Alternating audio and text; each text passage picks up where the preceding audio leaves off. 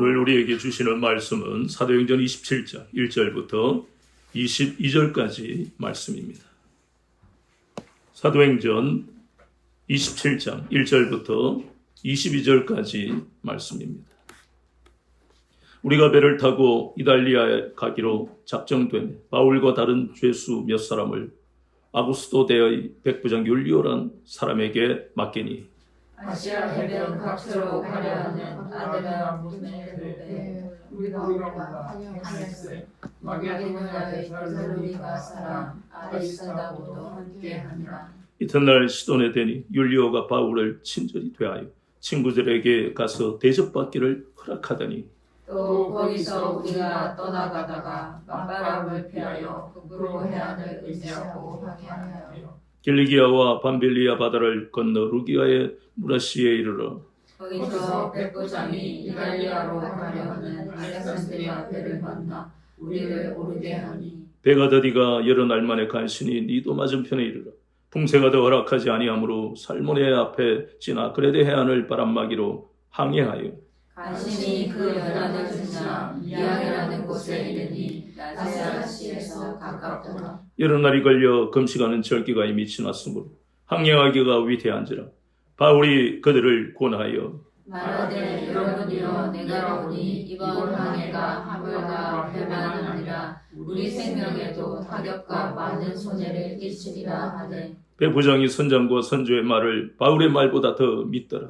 그 항구가 겨울을 지내기에 불편하므로 거기서 떠나 아무쪼록 베닉스에 가서 겨울을 지내자 하는 자가 더 많으니 베닉스는 그레데 항구라 한쪽은 서남을 한쪽은 서북을 향하였더라. 남풍이 순하게 불매 그들이 뜻을 이룬 줄 알고 닻을 감아 그레데 해변을 끼고 항해하더니 얼마 안 되어 섬 가운데로부터 유라굴로라는 광풍이 크게 일어나니 배가 밀려 바람을 맞추어 갈 수 없어 가는 대로 두고 쫓겨가다가 가우다라는 작은 섬 아래로 지나 간신히 거로를 잡아 끌어올리고 줄을 가지고 선체를 둘러감고 스르디스에 걸릴까 두려워하여 연장을 내리고 그냥 쫓겨가더니 우리가 풍랑으로 심히 애쓰다가 이튿날 사공들이 짐을 바다에 풀어버리고 살제되는 날에 배의 기구를 그들의 손으로 내버리니라.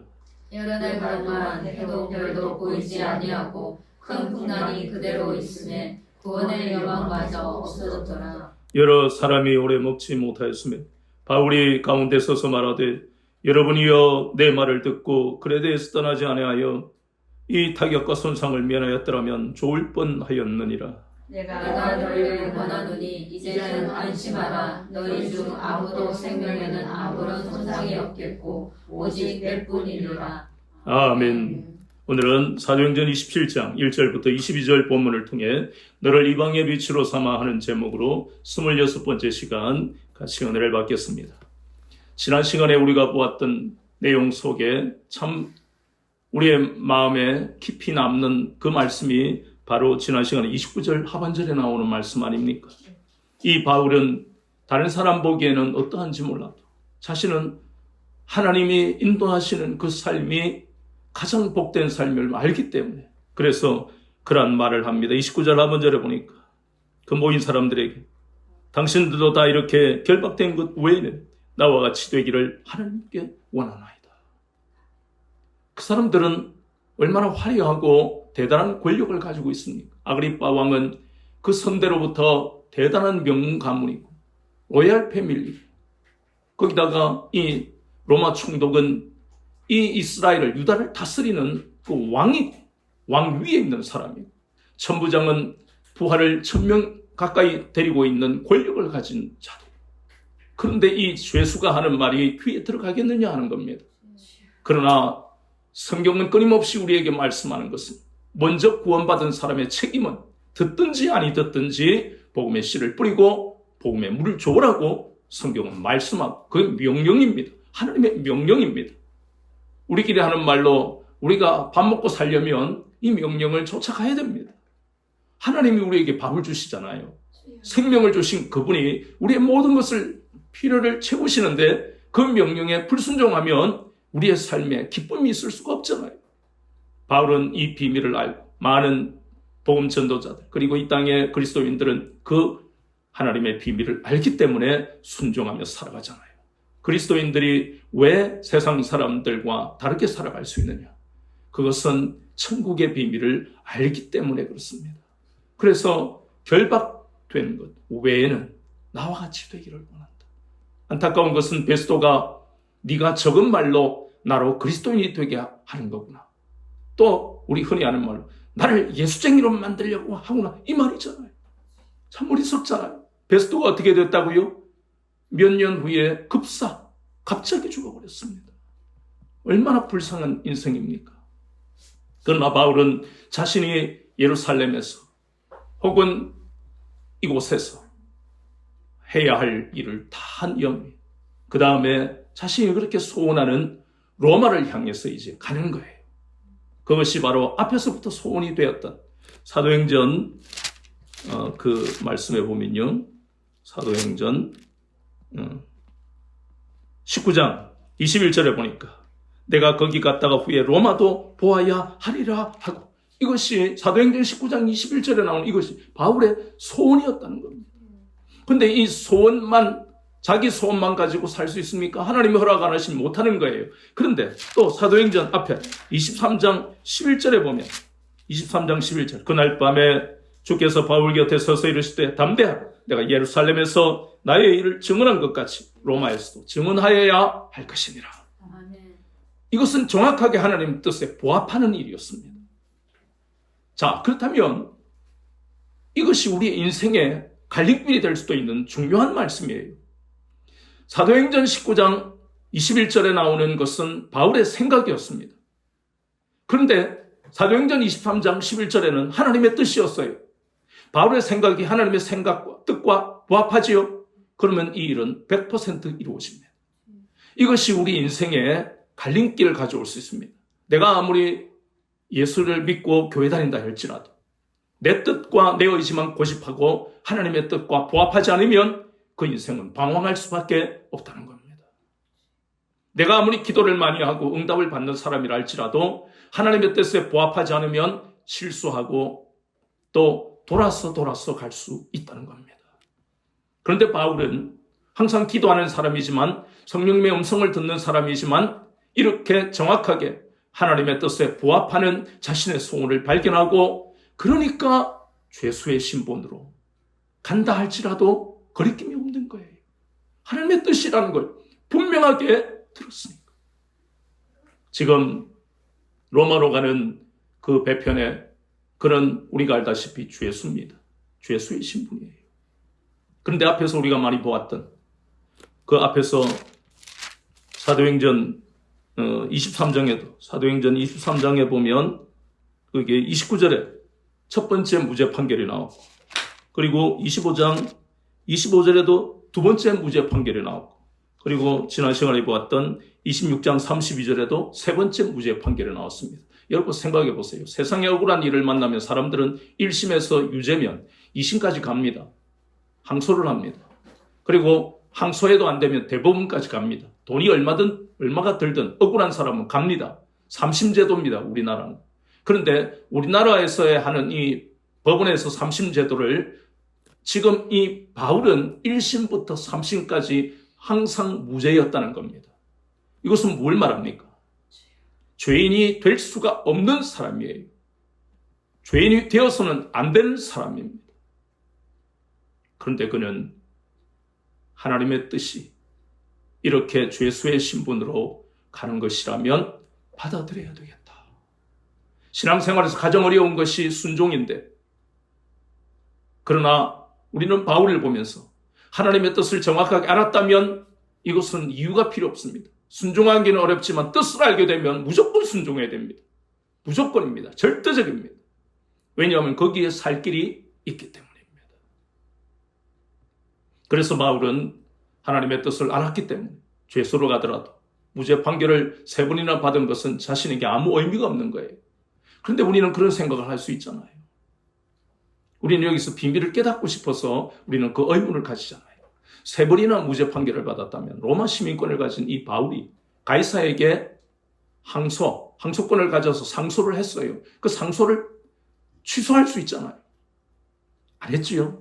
안 했습니다. 그 이유를 알고 싶다는 겁니다. 더 자세하게. 그래서 우리는 한번 찾아봐야 됩니다. 에베소서 한번 넘겨봅니다. 에베소서 6장 20절에 지난 시간에도 우리가 보았던 것처럼 그가 왜 이렇게 굳이 죄수의 신분으로 가야 하는가? 왜 우리가 예수 믿는데 억울한 일을 당하고 다른 사람의 오해를 받고 미움을 받아야 되는가? 그 이유가 정확하게 에베소서 6장 20절에 나옵니다. 이 일을 위하여 내가 쇠사슬에 매인 사신이 된 것은 나로 이 일에 당연히 할 말을 담대하게 하려 하심이라. 쇠사슬에 매였다는 이 의미가 바로 예수님께 매였다 그 뜻입니다. 그가 죄수의 신분으로 간다는 것은 바로 주님이 가신 고난의 길을 걸어간다는 의미입니다. 자기 십자가를 지고 그 좁은 길을 간다는 의미입니다. 그래서 그는 아무렇지도 않습니다. 도리어 감사했습니다. 내 인생이 뭐라고 이 좁은 길을 주님처럼 십자가를 지고 갑니까? 내 인생이 뭐라고 이 십자가 길을 나도 갈 수 있습니까? 도리어 그는 감격했던 것입니다. 에베소서 6장 20절의 말씀은 바로 예수님을 믿는다면 누구나 다 누구께 매여야 돼요? 예수님께 매여야 됩니다.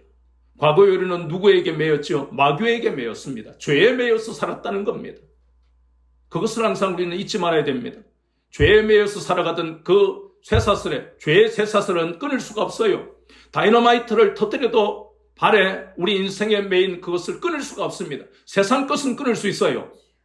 얼마나 세상의 기술이 발전했는데요. 그러나 이 죄의 쇠사슬은 눈에 보이지 않는 겁니다. 아무리 과학이 발달해도 이 눈에 보이지 않는 죄의 쇠사슬은 주님이 끊어주시지 않으면 영원히 저주받은 형벌로 심판으로 살아갈 수밖에 없습니다. 우리는 이것을 한시라도 잊어서는 안 됩니다. 바울은 그것을 알았기 때문에 가장 중요한 것은 자신이 손수건을 놔둬도 병이 떠나가고 귀신이 나가는 그것이 바울에게는 하나도 중요한 게 아니었어요. 신유라든가 축사라든가 능력 자랑하는 사람이 아니었습니다. 그는 항상 변함없는 믿음으로 갈 수 있었다는 것은 그 마음에 변함없는 것은 오직 한 가지. 죄에 매여 살아갈 인생을 이렇게 예수님께 매여 살아가는 인생이 되게 하시는 거예요. 그것을 한시라도 잊지 않으려고 했습니다. 대단한 사람이었고 유명한 사람이었습니다. 오늘날 목회하면 100만 명은 그냥 합니다. 바울이. 얼마나 좋은 차 몰고 다니고 먹는 음식도 얼마나 값지고 지갑도 뭐 날마다 1,000만 원, 1억은 보통으로 용돈 받을 거고. 그런데 그것은 그에게 아무 의미도 없었습니다. 그가 변질되고 타락할 이유가 없었던 것은 오직 한 가지만 생각했습니다. 예수님께 매여서 나로 이 길을 가게 하시는 것은 그 은혜를 감사하고 감격하는 것을 한시도 잊지 않았다는 겁니다. 타락할 시간이 없어요, 바울은. 그래서 그는 그 길을 가지 않았습니다. 그러나 대부분의 사람들, 복음을 듣고 외면해버리는 것은 아직까지 어디에 매여 있느냐? 자기 생각과 자기 의지를 고집하는 거기에 매여 있기 때문입니다. 죄에 매여 있다는 증거의 가장 큰 것이 바로 그것입니다. 우리가 예수 믿고 난 다음에도 우리가 죄에 매여 있는 증거는 구원받았다고 영원히 죄를 안 짓는 게 아닙니다. 그것은 바로 아직까지 내가 무슨 일을 당하고 무슨 일을 할 때 자기 의지와 자기 생각을 내려놓지 않는 것이 뭡니까? 죄라는 겁니다. 그래서 우리는 회개해야 됩니다. 그게 불신앙이니까, 불순종이니까. 내 의지와 내 생각을 고집하면 그것이 죄입니다. 우리가 잘 아는 창세기 12장 10절부터 20절에는 믿음의 조상이라 불리우는 아브라함이 처음 가나안 땅에 왔을 때 그가 한 일은 죄를 짓는 것이었어요. 하나님이 보내신 그 땅에 기근이 있는 것을 하나님 다 아시면서도 보내셨습니다. 그러나 그는 견디지 못하고 사시사철 물이 풍부하고 풀이 풍부한 애굽으로 내려갔다가 공개적으로 온 애굽에 소문이 날 정도로 저 아브라함 봐, 저 말이지 양똥이나 치니까 봐라, 지금 안에나 팔아먹고 공개적으로 하나님은 수치를 당하게 하셨습니다. 우리가 죄에 대해서 회개하지 않으면 기다리시지만 그래도 회개하지 않으면 공개적으로 망신을 주실 수 있습니다. 그뿐만 아니라 출애굽기 2장 11절 12절에도 앞으로 이스라엘을 그 출애굽시키셔서 어마어마한 지도자가 되게 하실 그 모세가 그는 믿음으로 바로의 공주의 아들이라는 그것을 버렸습니다. 세상 부귀와 영화를 버리는 것은 하늘의 별따기입니다. 거의 불가능합니다. 그러나 그는 버렸습니다. 그러나 그가 그 장면에서 한 것은 자신의 동족 히브리인들을 때리고 있는 애굽의 감독관을 죽이는 일이었습니다. 아까 우리가 뭐라 그랬죠? 우리가 보았던 것, 사도행전 19장 21절에는 바울의 생각, 소원이어서, 그리고 23장 11절에는 하나님의 뜻이었습니다. 하나님의 뜻에 부합하는 생각과 행동은 그것은 엄청난 시너지 효과가 나고 놀라운 역사가 일어납니다. 그러나 출애굽기 2장 11절 12절에 보이는 모세의 행동은 믿음으로 한 행동이지만 하나님의 뜻에 부합하지 않았다는 겁니다. 그래서 우리가 믿음으로 한다 하면서도 하나님의 뜻을 기다리고 음성을 기다려야 되는 것이 바로 그리스도인입니다. 하나님의 자녀입니다. 내가 아무리 선한 일이라 할지라도, 세상 일이 아니라 할지라도 하나님의 뜻에 부합하지 않으면, 그러면 그 음성이 잘 들리지 않으면 어떻게 합니까? 신약 성경, 구약 성경 66권을 찾으면서 하나님의 음성을 기다려야 됩니다. 그 성경 속에 하나님의 말씀이 바로 음성이니까 그 속에 내 마음을 뜨겁게 하면, 내 마음이 뜨거워지면, 내 마음 평안이 오면 내가 하리라 하는 그 계획과 일은 하나님의 음성이 맞다는 증거가 됩니다. 그럴 때 실패가 없습니다. 모세는 40년 동안 미디안 광야에서 훈련받았습니다. 그는 선하고 믿음으로 한 행동이지만 하나님의 뜻에 부합하지 않았기 때문입니다. 세상 사람은 이렇게 살아갑니다. 자기의 의지와 자기의 생각을 내려놓지 않고 살아갑니다.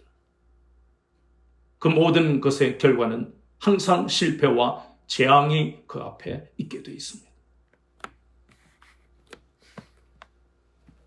이제 바울은 자신이 성령님의 세미한 음성을 듣고 그들에게 말합니다. 8절 이후에 보니까 미항에 잠깐 머무르는 게 낫겠습니다. 베닉스에는 가지 말고.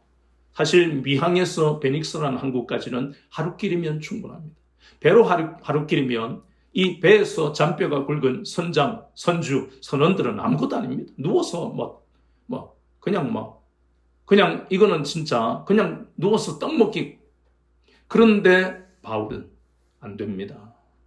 만약에 미항에서 바로 베닉스로 가면 엄청난 고통이 따를 것입니다. 성령의 사람, 하나님의 사람이 하는 이 음성을 귀 기울여 듣는 사람이 없었습니다. 아무리 불신자라도 그 중에 뭔가 하나님이 감동하시고 붙드는 사람을 들을 수 있을 텐데 안타까운 것은 그 276명 중에 하나님의 음성에 순종할 수 있는 그 은혜는 없었다는 겁니다. 그 말은 무엇을 말하느냐 하면 불신자도 얼마든지 하나님이 감동하실 수 있는데 그 말은 이 사람들의 인생이 지금까지 하나님 없이 살았기 때문에 너희들이 바다에 다니면서 태풍을 얼마나 만나느냐. 그때마다 하나님 감사합니다 한 사람은 이 모여있는 사람 중에 단 한 명도 없었다는 겁니다. 그들은 항상 바다에다 막걸리 뿌리고 음식을 뿌리고 아이고 용왕신 우리를 구해주셔서 감사합니다. 항상 그렇게 살았던 사람들이 이 배에 타고 있다는 겁니다. 그래서 하나님은 너희들이 그렇게 너희들을 지켰던 용왕신이라는 그 우상이 아니고 나라는 것을 깨닫게 하시려고 그들이 평생을 바다에서 태풍을 이겼던 그들을 꺾어버리시는 거예요. 하나님은 이들을 저주하시는 게 아닙니다. 처음에 가는 배를 갈아타고 알렉산드리아호로 갈아탔는데 여기는 밀이라는 그 농작물을 엄청나게 많이 싣고 갑니다. 이 배도 마찬가지로 탄 선장, 선주, 선원들은 바다의 태풍은 두려워하지 않는 사람들입니다. 다 이기고 왔으니까. 그 말인즉슨 하나님 없이도 잘 살 수 있다. 그것이 바로 시편 14편 1절. 하나님 없는 인생이 가지는 생각은 자신의 의지와 경험과 생각으로 살아갑니다. 절대로 그것을 내려놓지 않습니다. 그것이 자기 의지와 자기 생각이 바로 신입니다. 그 우상이에요. 사람들은 교회도 안 나가고 절에도 안 나가고 성당에도 안 나가고 어디도 안 나가는데 그건 뭐냐면 자기 자신이 신이 되어 있어요. 자기 자신의 의지로 살아가도 아무 일도 일어나지 않고 뭔 일이 일어나도 내 의지와 노력으로 이겨냈기 때문에 더 당당하게 예수도 안 믿고 뭣도 안 믿고 하는 겁니다. 그런데 인생을 보면요, 그 수없이 많은 길이, 천갈래 만갈래 길이 있는데 그 길에서 우리가, 여러분이 생명의 길을 찾았다는 것, 기적입니다. 여러분이 불교로 갈 수도 있고 천주교로 갈 수 있는데 구원은 오직 예수 그리스도밖에 없습니다. 그걸 모르니까 신천지에도 빠지고 하나님의 교회도 빠지고 희한한 데 빠지는 거예요. 예수님을 믿으면 내 마음부터가 달라집니다. 세상이 줄 수 없는, 가족이 줄 수 없는 평안함이 이 속에, 기쁨이 이 속에 물밀듯이 밀려옵니다. 신천지에 가보세요. 여호와 증인 가보세요. 하나님 교회 가보세요. 성당 가보세요. 거기는 구원이 없어요. 예수님을 안 믿는 곳입니다. 그러나 그 속에서 어쩌다가 회개하고 예수님 믿으면 그 속에라도 구원을 받을 수 있지만 그것은 진짜 그건 기적에 가까운 일이에요. 그래서 유라굴로 광풍을 통해서 너희들의 인생의 주도권은 너희들 자신이 아니다. 하나님은 그것을 선장과 선주와 선원들에게 깨닫게 하시는 겁니다. 백부장 율리오에게 깨닫게 하시는 겁니다. 인생의 주도권은 너희들 가지고 있는 것이 아니다. 천지 만물과 인생의 주관자이신 전능하신 하나님만이 인생의 주관자가 되신다. 아멘. 이것을 좋은 말로 할 때 들었으면 이들이 지금 오늘 보이는 사도행전 27장 20절에 구원의 여망, 완전히 자포자기 상태가 되겠습니까? 그리고 그들이 인생의 주도권을 하나님께 넘겨드리지 않았기 때문에 그들의 현 상태는 바로 조난과 파선이란, 우리가 흔히 난파선이라고 하는 그 의미는 조난, 길을 잃어버렸다. 파선, 배가 더 이상 항해를 못한다. 그 뜻입니다. 그래서 난파선이 되어버렸다는 것은 이 사람들이 바다에서 잔뼈가 굵은 사람들이 조난, 길을 잃어버리고 더 이상 어디로 가고 싶어도 갈 수가 없고 움직이지 않는다. 조류 따라 흘러가는 대로 가는 거예요. 노아의 방주 같으면 온전히 하나님이 복된 길로 생명의 길로 인도하시지만 하나님이 없는 인생들이, 하나님을 의지하지 않는 이들의 이 알렉산드리아 호는 결국 원하지 않는 길로 가다가 결국은 전부 산산조각이 나서 그들의 가지고 온 짐과 그들의 인생은 저 깊은 바닷속으로 가라앉을 수밖에 없는. 그러니까 구원의 여망이 없다는 거. 이제 우리 끝났다. 평생을 바다에서 산 사람들도 이제 우리 끝났다. 그게 인생입니다. 하나님이 없는 인생은 이렇게 인생의 조난과 파선을 당한다는 것을 아무리 말을 해도, 바울이 그렇게 이야기했어도 안 듣는 거예요. 하나님이 없는 인생, 교회를 다녀도 예수님을 안 믿으면 인생의 조난과 파선을 피할 수가 없습니다. 시편 말씀을 한번 봅니다. 시편 107편 말씀. 시편 107편 말씀해 보니까 시편 107편 25절, 26절, 27절. 여호와께서 명령하신즉 광풍이 일어나 바다 물결을 일으키는도다. 그들이 하늘로 솟구쳤다가 깊은 곳으로 내려가나니 그 위험 때문에 그들의 영혼이 녹는도다. 그들이 이리저리 구르며 취한 자같이 비틀거리니 그들의 모든 지각이 혼돈 속에 빠지는도다. 어찌 이렇게 정확하게? 그러면 유라굴로 광풍만 그러느냐? 모든 인생을 향해서 자신이 가지는 그 의지와 그 경험으로 살아가는 사람을 향해서 하나님은 기다리시지만 돌이키지 않으면 이렇게 시편 107편 25절 이하의 말씀과 사도행전 27장 20절의 이 말씀을 통해서 모든 가진 것이 순식간에 잿더미가 되게 하십니다. 그래도 그 사람들은 행운인 것이 회개하고 하나님께로 돌이킬 수 있잖아요. 그런 걸 만나고도 자기를 포기하지 않는 사람들이 얼마나 있다는 말씀입니까? 끝까지 자기 의지를 고집하는 사람들. 그러니 우리는 이렇게 하나님이 없는 인생을 사는 사람들, 이 사람들이 결국에는 조난과 난파를 당하는 현실을 보면서 인생의 주도권은 항상 하나님께 드려야 된다는 것을 우리는 고백하며 살아야 됩니다. 아멘. 가정에서 어느 가정은 아내가 왕이고 어느 가정은 남편이 왕이고, 그런데 대부분의 대한민국의, 한국의 가정은 남편이 왕이잖아요. 아버지가 왕이었으니까 유교적인 가부장적 그 사고방식, 그것이 뭐예요? 버려야 할 가치관 사고방식인데 안 버리잖아요. 교회를 다녀도. 네 오늘 말이야 점심시간에 저 다른 집사한테 내 흉을 보고 당신 그럼 되겠냐고. 집에 와서 한바탕 하잖아요. 맨날 싸우잖아. 자존심 상하는데 말이지. 그러니 이러한 것들이 결국은 그 개인의 인생에 조난과 난파를 당하게 만드는 것이, 자기가 아직 왕이 돼요. 자기가 아직 그 가정의 왕이야. 아내 옆에 왕이야. 그것은 회개해야 되는 거예요. 자기가 인생의 주도권을 가졌다고 생각하니까 은혜 받기가 힘든 거예요. 인생에 유라굴로 광풍을 만나면 교회 안 나가, 교회 안 나가. 어느 순간 그럴 수 있는 사람이 바로 인생의 주도권을 아직까지 주님께 넘기지 않은 사람이 그렇게 될 인생을 사는 거예요. 끊임없이 성경은 그렇게 경고하고 교훈하는데도 받아들이지 않으면 방법이 없잖아요. 누가 도와줄 겁니까?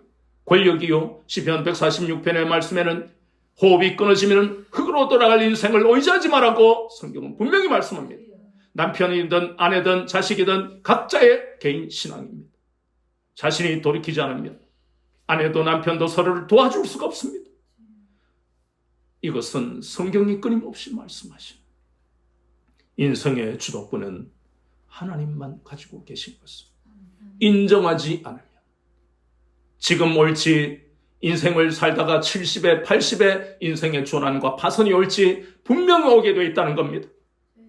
얼마나 하나님은 우리를 사랑하시니까 끊임없이 구약에서도 요나서 1장 3절에 보세요. 와, 다시스로 가야 되겠는데 와, 내 호주머니에 봐라. 지금 배삭도 있다 봐라. 밭이 또 배가 오네. 지금 이 선장과 선주가 바울 참 무슨 죄수란 말이지. 바다를 얼마나 한다고. 봐라 지금 나풍이 불어오네. 본문은 그 인생이 얼마나 어리석으니까 하나님의 뜻을 관심도 가지지 않고 남풍까지 오니까. 그러나 얼마 못 가서 유라굴로 광풍을 만나. 요나가 얼마 못 가서 광풍을 만나. 그 사람들의 우상 숭배하는 그러한 습관으로 저 제비뽑기에서 재물을 바다에 바치면 용왕신의 노여움이 가라앉을 거예요. 이 보세요. 요나서에 보이는 사람들도 항상 용왕신이라는 우상을 숭배하는 바다의 용왕신. 우리 부엌에 가면 무슨 신이 있고 오만 잡신이 세상 천지에 다 있습니다. 그래서 요나가 제비뽑기 재수없어가 뽑혔습니까? 하나님의 섭리 안에서 우연이 어디 있습니까?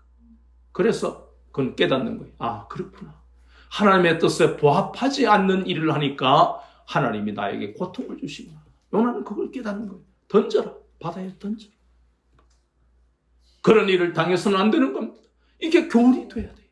요나가 자기 인생이 바다에 던져지면 어찌 됩니까? 죽지. 큰 물고기가 자기를 삼켰으니 3, 4일이면 다 녹아버리지. 유라굴로 광풍을 만나면 다 죽지. 물건 하나, 아이고 내 휴대폰 요번에 진짜 산지 200만 원짜리 얼마 안 되는 신품인데 이런 지금 겨를이 어디 있습니까? 유라굴로 광풍이 불어서 배가 산산조각이 날 판인데 이게 내가 빚을 내 산 명품인데 모든 것이 한순간에 사라집니다. 인간의 힘으로는 불가능한 상황이 온다는 겁니다. 성경은 끊임없이 2000년 전에도 주님은 끊임없이 이것을 경고하셨습니다. 인생의 주도권을 하나님께 내어드려야 된다. 지난 시간처럼 예수님께 매여 있어야 우리는 실수하지만 절대로 주님은 우리를 실패하지 않는 인생으로 인도하신다. 아멘. 거기에는 여러 가지가 필요한데 이 말씀들에 듣고 너희들이 받아들여라. 이 말이에요. 말씀 받아들여라. 구원의 여망이 없다는 것, 모든 것을 다 포기했다는 것입니다. 그러나 인생의 주도권을 하나님께 넘겨드린 사람의 인생은 이런 유라굴로 광풍을 만나도 두려워하지 않습니다. 오직 한 사람. 물론 거기에는 누가도 탔고 아리스타고도 탔으니까 그들은 흔들림이 없었을 겁니다. 바울은 끊임없이 그 유라굴로 광풍 속에서도 주님이 주시는 말씀으로 마음의 평안이 오는 거예요. 그래. 안타깝지만 이 광풍을 통해서 저들 중에 구원이 예정되어 있는 사람들을 건지시려는 주님의 뜻이구나. 그러면서 복된 소식을 전하잖아요. 여러분들이여 두려워하지 말라. 이 무슨 바울이 사기꾼도 아니고, 아까는 무슨 태풍이 올 거니까 베닉스 가지 말라고, 이제는 걱정하지 말라고. 그러나 사람의 말이 아니고 입술에서 나오시면 하나님의 능력을 주시니까, 믿지 않는 그 불신자의 심령을 뒤흔들어 버리는 것은 사람이 할 수 있는 것이 아니고 감동을 줄 수 있죠, 좋은 말로. 그러나 영혼을 뒤흔들어 버리는 것은 하나님의 능력이 임하지 않고서는 불가능한 겁니다. 평생을 잘못 살아온 가치관과 사고방식 일순간에 무너지도록 만드는 것은 하나님의 능력입니다. 고린도후서 10장 4절 5절에 어떤 견고한 진도 하나님의 능력 앞에 무너지게 되어 있습니다. 이 사람들은 복받은 사람들이에요.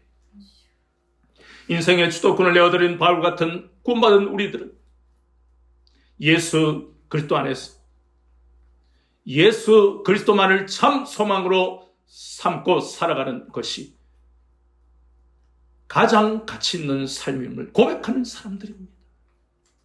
하나님은 이렇게 예수 그리스도 안에서 예수 그리스도만이 참 소망임을 믿고 살아가는 사람들을 이방의 빛으로 증인의 삶으로 인도하시는 겁니다. 어느 곳에 어떤 사람을 만나더라도 여러분들로 인해서 유라굴로 광풍을 만난 사람들이 새 힘을 얻고 소망을 얻고 위로를 받아서 마침내 주께로 나오는 놀라운 역사를 여러분들을 통해서 나타내시는 주님의 놀라운 영광을 여러분이 체험하시기를 주 예수 그리스도 이름으로 축원합니다.